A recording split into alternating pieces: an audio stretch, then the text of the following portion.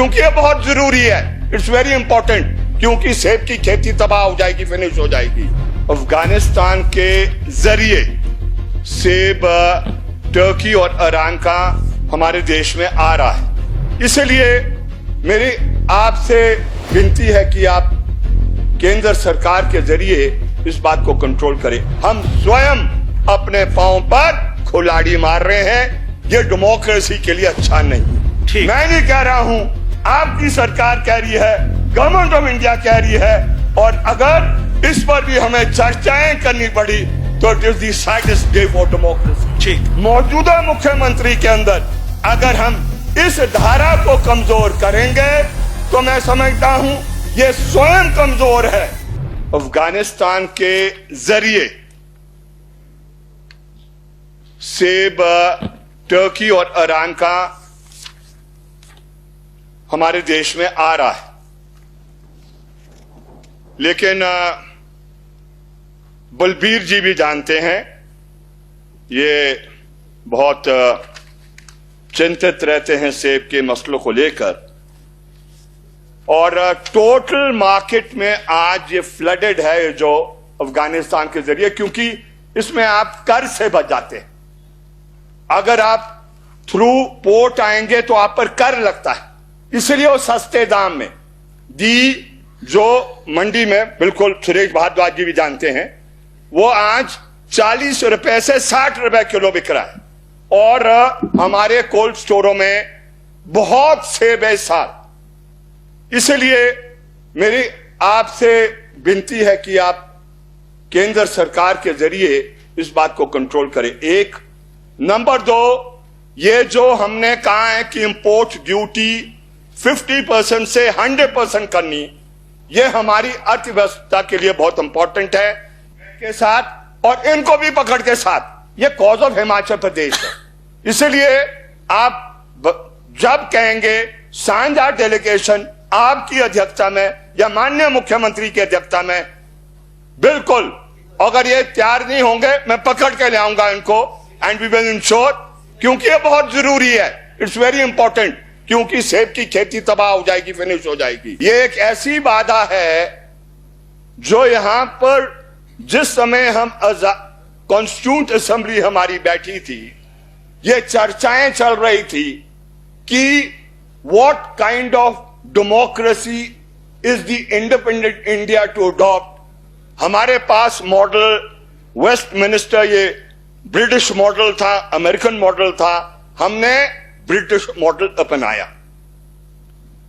लेकिन आज जो मैं कह रहा हूं कि वो जो हिंड्रेंस और बाधा जो आ रही है, वो एक्चुअली इसलिए आ रही है कि जो फ्रेंच रेवोल्यूशन में या जो चार्टर मूवमेंट ने आपका ब्रिटानिया के अंदर, इन ब्रिटेन के अंदर, जो ओल्ड सिस्टम को नेगेट कर न्यू सिस्टम को पैदा किया था, unfortunately we were unable to do here, और इसलिए ये बहुत बड़ी प्रॉब्लम है। और मैं समझता हूं उसमें एक ख्याल सबको रखना है, वो ये है कि the role of the state and the government and the party must be distinguished. Problem कहां आ रही है? जब हम स्टेट, गवर्नमेंट और पार्टी को मर्ज कर रहे हैं, सबसे बड़ी प्रॉब्लम वहां आ रही है। और इसके अंदर जो विधायिका का रोल होना चाहिए डेमोक्रेसी को आगे ले जाने के लिए, हम स्वयं अपने पांव पर कुल्हाड़ी मार रहे हैं, यह डेमोक्रेसी के लिए अच्छा नहीं। इसलिए अलग अलग समय में अलग अलग किस्म के हालात पैदा हो जाते हैं, लेकिन अगर ये इंस्टीट्यूशन स्ट्रांग रहेगा तो मैं ये कहना चाहता हूं हम आगे को बढ़ेंगे।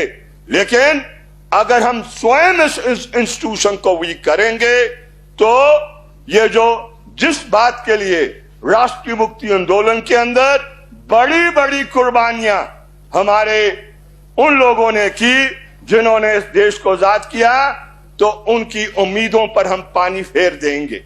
इसलिए अंत में मैं यही कहना चाहूंगा कि जो यहां पर बात रखी है, क्रक्स क्या है कि इस होल सिस्टम के अंदर जो प्रोटोकॉल एक विधायक का होना चाहिए, we have to define it. हालांकि इट इज डिफाइंड, आप किसी भी दस्तावेज में जाएं, इट इज डिफाइंड, लेकिन मैं समझ नहीं रहा हूं कि हम इसको क्यों नहीं वो क्या कहते हैं अमल करते हैं। माइंडेड, ये आज किसी ने चुनौती नहीं दी। जिस फंड जो डिसेंट्रलाइज फंड है, माननीय इट सदस्य is not the discretionary grant of the deputy commissioner. मैं क्लियर बता दूं, ये संविधान से आया है और संविधान में वो किसी ने आज उसको चुनौती नहीं दी होगी, लेकिन the deputy commissioner he cannot use that fund as a personal fund which today it is being used। यो आप नहीं कर सकते हैं, और आप इस हद तक चले गए हैं कि वही नहीं जो कॉन्स्टिट्यूशनल ऑब्लिगेशन है कि जो शेड्यूल कास्ट कंपोनेंट प्लान के अंदर आप कैसे फंड देंगे, उसमें भी मैं कभी इमेजिन नहीं कर सकता था। माननीय सदस्य बाइंड अप करिए, बाइंड अप करिए। मैं इसलिए कह रहा हूं, बात ये आ गई हमारे आपकी, बात आ गई। अध्यक्ष महोदय आपकी कुर्सी के लिए भी इम्पोर्टेंट है, बिल्कुल बिल्कुल, और क्या कहते हैं सदन के लिए भी इम्पोर्टेंट है। डेमोक्रेसी स्ट्रेंथन होगी तो ये क्या कहते हम आगे बढ़ेंगे। अगर हम इसको खुद स्वयं कमजोर करने लग जाएंगे, I am just referring to the last document जो संविधान के तहत हुआ है, और इस दस्तावेज में बहुत क्लियर बताया है कि it is a guideline to all कि भाई जो भी स्कीम होगी उसके मॉनिटरिंग के लिए जो एमपी है, जो विधायक है, he is to play a very important role. मैं नहीं कह रहा हूं, आपकी सरकार कह रही है, गवर्नमेंट ऑफ इंडिया कह रही है, और अगर इस पर भी हमें चर्चाएं करनी पड़ी तो it is the saddest day for democracy. ठीक है, हमें तो अमल करना है जिससे हम इस डेमोक्रेसी को स्ट्रेंथन करें।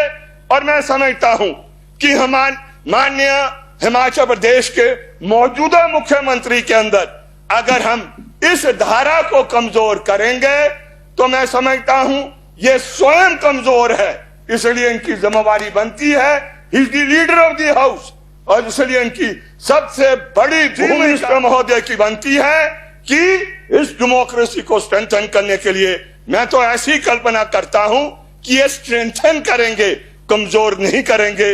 इतनी बात कहकर मैं अपनी बात को समाप्त करता हूं और आपका भी शुक्रगुजार हूं कि आपने मुझे बोलने का मौका दिया।